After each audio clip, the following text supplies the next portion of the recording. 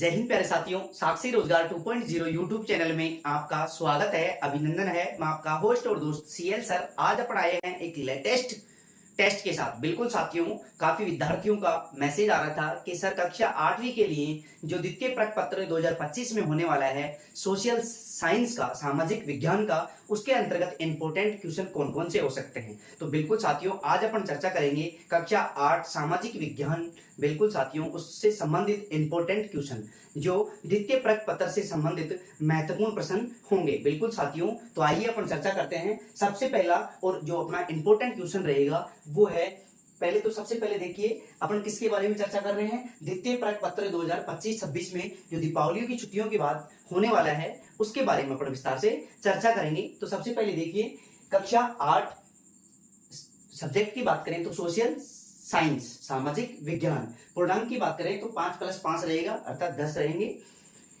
देखो important question, बिल्कुल साथियों, द्वितीय प्रश्न पत्र में कौन कौन से इंपोर्टेंट क्वेश्चन आ सकते हैं उनके बारे में, संभावित जो प्रश्न है उनके बारे में अपन विस्तार से चर्चा करेंगे। तो सबसे पहला और इंपोर्टेंट प्रश्न है सामाजिक विज्ञान का, वो है सरकार के कितने अंग होते हैं, विस्तार से समझाइए। बिल्कुल साथियों, सरकार के कितने अंग होते हैं उनको विस्तार से अपने को समझाना है। तो बिल्कुल साथियों, सबसे पहले अपना आंसर होगा सरकार के 3 अंग होते हैं। कितने अंग होते हैं? 3 अंग होते हैं। सरकार के 3 अंग होते हैं। बिल्कुल साथियों, पहला है विधायिका, दूसरा है कार्यपालिका और तीसरा है न्यायपालिका। बिल्कुल साथियों, अब विधायिका क्या काम करती है, न्यायपालिका का काम क्या है, कार्यपालिका का काम क्या है, उसके बारे में अपन विस्तार से चर्चा करेंगे। वीडियो को लास्ट तक अवश्य देखना, क्योंकि बहुत ही इंपॉर्टेंट क्वेश्चन है और ये बहुत ही फायदेमंद आपके लिए रहने वाले हैं। बिल्कुल साथियों, तो सबसे पहले देखिए, देखो सरकार के 3 अंग होते हैं। पहला है विधायिका, दूसरा है कार्यपालिका, तीसरा है न्यायपालिका। सबसे पहले विधायिका। विधायिका यह है देश में नियम और कानून, देखो यह है देश में नियम और कानून बनाती है। विधायिका का काम क्या है? देश के अंतर्गत नियम और कानूनों का निर्माण करना। बिल्कुल साथियों, नियम और कानून कौन बनाती है? विधायिका बनाती है। दूसरा जो अंग है सरकार का मुख्य रूप से, वो है कार्यपालिका।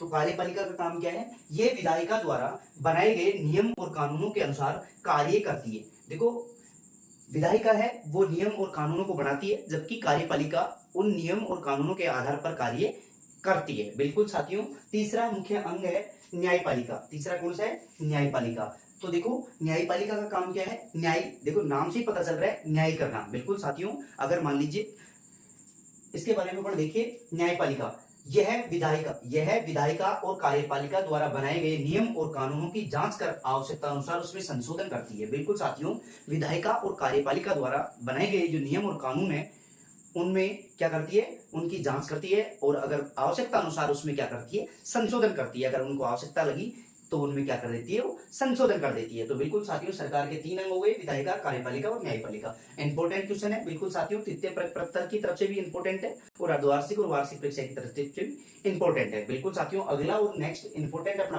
प्रश्न है वो है, भारत में नागरिकों को प्राप्त मौलिक अधिकार कितने हैं? नाम लिखिए। बिल्कुल साथियों, मौलिक अधिकारों का अपने को क्या करना है? नाम लिखना है। तो बिल्कुल साथियों, देखो पहले जो मौलिक अधिकारों की संख्या थी वो 7 थी, लेकिन 44 से संविधान संशोधन 1978 के तहत जो संपत्ति का जो अधिकार मिला हुआ था, मौलिक अधिकार, उसको मौलिक अधिकारों की श्रेणी से बाहर कर दिया गया है। वर्तमान में 6 मौलिक अधिकार है। कितने मौलिक अधिकार है? 6 मौलिक अधिकार है। सबसे पहले समानता का अधिकार। सबसे पहले कौन सा अधिकार है? समानता का अधिकार। दूसरा है स्वतंत्रता का अधिकार। दूसरा कौन सा अधिकार है? स्वतंत्रता का अधिकार। तीसरा है शोषण के विरुद्ध अधिकार। तीसरा कौन सा है? शोषण के विरुद्ध अधिकार। चौथा है धार्मिक स्वतंत्रता का अधिकार। चौथा कौन सा है?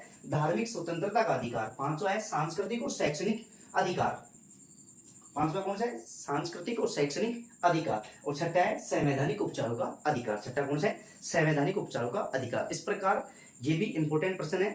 तो मौलिक अधिकारों की संख्या की बात करें तो वर्तमान में कितने? 6 मौलिक अधिकार है। बिल्कुल साथियों, वीडियो को लास्ट तक अवश्य देखना, बहुत ही इंपॉर्टेंट प्रश्न रहने वाले हैं, जो वार्षिक परीक्षा की दृष्टि से भी इंपॉर्टेंट है, अर्धवार्षिक परीक्षा की दृष्टि से इंपॉर्टेंट है और द्वितीय प्रश्न पत्र के लिए भी इंपॉर्टेंट है। बिल्कुल साथियों, आगे अपना तीसरा प्रश्न है। देखो स्थानांतरित कृषि को विश्व के विभिन्न भागों में किस किस नाम से जाना जाता है? देखो सबसे पहले स्थानांतरित कृषि होती है, उसमें क्या है? आदिम जो जनजाति के लोग हैं ये स्थानांतरित कृषि करते हैं, और वो क्या करते हैं? स्थान बदल बदल कर ये कृषि कार्य करते हैं, क्योंकि ये सबसे पहले क्या करते हैं? वनों को काटते हैं, काटने के बाद जलाते हैं, जली हुई राख को ये उर्वरक के रूप में काम लेते हैं, और 3 से 5 साल तक एक ही स्थान पर कृषि कार्य करते हैं। फिर बाद में वहां की गुणवत्ता समाप्त होने के बाद 3 से 5 वर्ष तक ये कृषि कार्य करते हैं। तो 3 से 5 वर्ष तक कृषि कार्य करने से भूमि की गुणवत्ता में कमी आ जाती है, तो ये स्थान बदल लेते हैं और दूसरे स्थान पर भी वही प्रक्रिया करते हैं। सबसे पहले वनों को काटते हैं, काटने के बाद उनको जलाते हैं, जले हुए जो पेड़ पौधे हैं उनकी राख है उनको उर्वरक के रूप में काम लेते हैं, फिर कृषि कार्य करते हैं। इस प्रकार 3 से 5 साल तक जगह जगह स्थान बदल बदल कर ये कृषि कार्य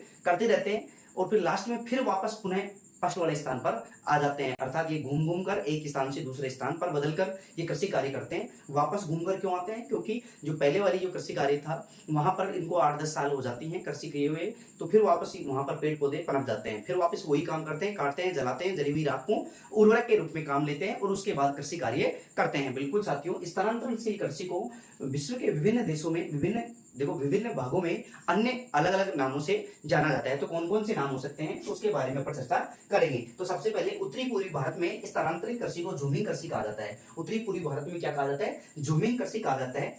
जबकि मैक्सिको में इसको मिल्पा कहा जाता है। मैक्सिको में स्थानांतरित कृषि को क्या कहा जाता है? मिल्पा कहा जाता है। और ब्राजील में क्या कहा जाता है? ब्राजील में रोका कहा जाता है। ब्राजील में क्या कहा जाता है? रोका कहा जाता है। और मलेशिया में इसको लादांग कहा जाता है। मलेशिया में क्या बोलते हैं? इसको लादांग बोलते हैं। तो अलग अलग क्षेत्रों में विश्व की जो स्थानांतरित कृषि है उसको अलग अलग नामों से जाना जाता है। एक बार आप इसका स्क्रीनशॉट लीजिए, फिर अपन आगे चलते हैं। बिल्कुल साथियों, बहुत ही इंपॉर्टेंट वीडियो रहने वाला है, आप लास्ट तक अवश्य देखना, बहुत ही फायदेमंद आपके लिए रहेगा। बिल्कुल साथियों, एक बार आप इसका स्क्रीनशॉट लीजिए, फिर आगे चलते हैं अपन।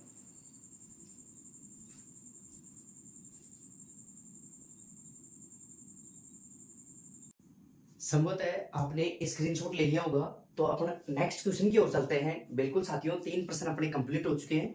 चौथे प्रश्न की ओर चलते हैं, जो इंपॉर्टेंट प्रश्न है। बिल्कुल साथियों, देखिए चौथे प्रश्न की बात करें तो चौथा जो प्रश्न है वो कौन सा है? देखिए, निम्नलिखित को सुमेलित कीजिए। बिल्कुल साथियों, निम्नलिखित को सुमेलित कीजिए, तो उसके बारे में अपन अध्ययन करेंगे। तो देखिए, एग्रीकल्चर, देखो एक तरफ कल्चर है, एक तरफ उससे संबंधित जो क्षेत्र हैं उनकी बात की गई है। बिल्कुल साथियों, एग्रीकल्चर का संबंध कृषि से है। एग्रीकल्चर का जो संबंध है वो किससे? कृषि से है। सेरिकल्चर का संबंध किससे है? रेशम उत्पादन से है। सेरिकल्चर का संबंध रेशम उत्पादन से है। पीसी कल्चर, देखो पीसी कल्चर का जो संबंध है वो मत्स्य पालन से है। पीसी कल्चर का जो संबंध है वो किससे? मत्स्य पालन से है। बिल्कुल साथियों, इसी प्रकार अपन धुआंधार तरीके से, शानदार तरीके से, जोश और जुनून के साथ अपन विस्तार पूर्वक अध्ययन करेंगे। आगे देखिए, देखो पीसी कल्चर का संबंध मत्स्य पालन से है। आगे विटीकल्चर का संबंध अंगूरों की खेती है। देखो विटीकल्चर का जो संबंध है वो अंगूरों की खेती से है। आगे अपन बात करें तो देखिए हॉर्टिकल्चर, हॉर्टिकल्चर का जो संबंध है वो उद्यान कृषि से, किससे? उद्यान कृषि से है। आगे अपन बात करें तो देखिए, ये सारे के सारे पांचों को अपने को सुमेलित करना है, तो ये सुमेलित से संबंधित प्रश्न आ जाता है और डायरेक्ट ऐसे ही पूछ लेता है। एग्रीकल्चर का संबंध किससे है? सेरिकल्चर का संबंध किससे है? पीसी कल्चर का संबंध किससे है? विटीकल्चर का संबंध किससे है? हॉर्टिकल्चर का संबंध किससे है? इस प्रकार ये प्रश्न पूछे जाते हैं। नेक्स्ट प्रश्न की बात करें तो प्राथमिक क्रियाओं से आप क्या समझते हैं? बिल्कुल साथियों, प्राथमिक क्रियाओं से आप क्या समझते हैं? देखो मुख्य रूप से क्रियाएं 3 प्रकार की होती हैं। देखो, आर्थिक रूप से जिनसे आय प्राप्त होती है उनको आर्थिक क्रिया कहा जाता है। किसी भी क्षेत्र से अगर अपने को आय प्राप्त होती है उसको आर्थिक क्रिया कहा जाता है। आर्थिक क्रियाएं मुख्य रूप से 3 प्रकार की होती हैं, प्राथमिक क्रियाएं, द्वितीयक क्रियाएं और तृतीयक क्रियाएं। तृतीयक क्रियाओं के भी 2 भाग हैं, चतुर्थक और पंचम जो क्रियाएं हैं वो तृतीयक क्रियाओं में ही शामिल होती हैं। तो अपन बात करेंगे प्राथमिक क्रियाओं से आप क्या समझते हैं, तो इसका उत्तर होगा प्राथमिक क्रियाओं का संबंध प्राकृतिक संसाधनों से। किससे? प्राकृतिक संसाधनों से। बिल्कुल साथियों, अपने को पहला प्रश्न यही ध्यान रखना है, पहली लाइन यही ध्यान रखना है कि जो प्राथमिक क्रियाएं हैं उनका संबंध प्राकृतिक संसाधनों से है। किससे? प्राकृतिक संसाधनों से। देखिए आगे अपन बात करें तो देखिए, प्राथमिक क्रियाएं प्राय एक परिवार के सदस्य, बिल्कुल साथियों एक परिवार के सदस्य, प्राथमिक क्रियाओं को प्राय एक परिवार के सदस्य मिलकर करते हैं। बिल्कुल साथियों, प्राथमिक क्रियाओं को प्राय एक ही परिवार के सदस्य मिलकर कार्य करते हैं। देखो प्राथमिक क्रियाओं में किस किस को शामिल किया जाता है उसके बारे में अपन अध्ययन करते हैं। तो देखिए एग्जाम्पल की बात करें तो देखो कृषि, पशुपालन, मत्स्य पालन, लकड़ी काटना और खनन क्रियाएं, लकड़ी काटना और खनन क्रियाएं इसमें शामिल होती हैं। देखो लकड़ी काटना, ये भी लिख लेना इसमें, लकड़ी काटना, लकड़ी काटना, लकड़ी काटना और खनन क्रिया, और क्या है? खनन क्रिया। ये प्राथमिक क्रियाओं के क्या है? उदाहरण है। प्राथमिक क्रियाओं के उदाहरण आपसे पूछा जाएगा, निम्न में से कौन सा प्राथमिक क्रियाओं का उदाहरण नहीं है या फिर है, तो ऐसे प्रश्न बनते हैं। बिल्कुल साथियों, तो एग्जाम्पल का भी अपने को ध्यान रखना है।